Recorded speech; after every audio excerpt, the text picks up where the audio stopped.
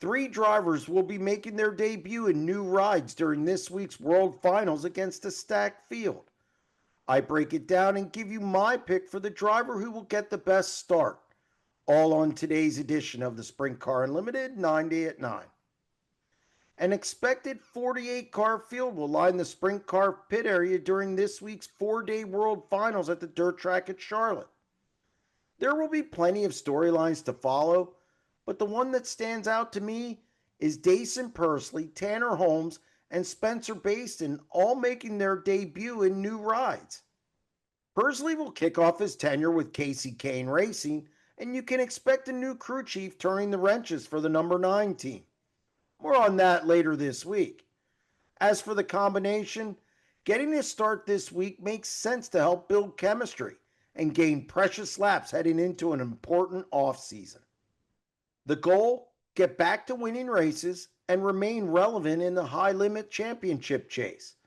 It's going to take some time, but Pursley, who showed he was a quick study at Buick Motorsports, could get off to a quick start this weekend at a track that he's raced at 3 times and already has a top 10.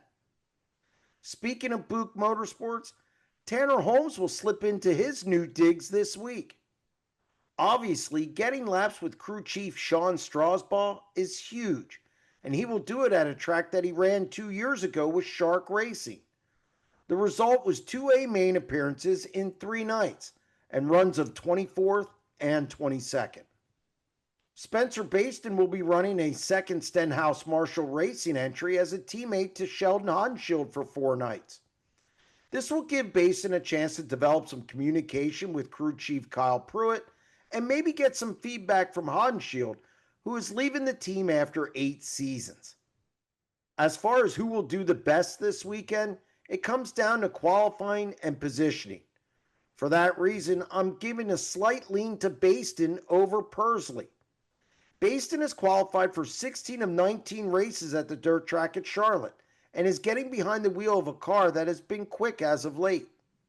Don't be surprised if Bayston finishes in the top 10 a time or two. That's going to wrap up this edition of the Sprint Car Unlimited 9 at 9, and we'll be back tomorrow. Stay tuned.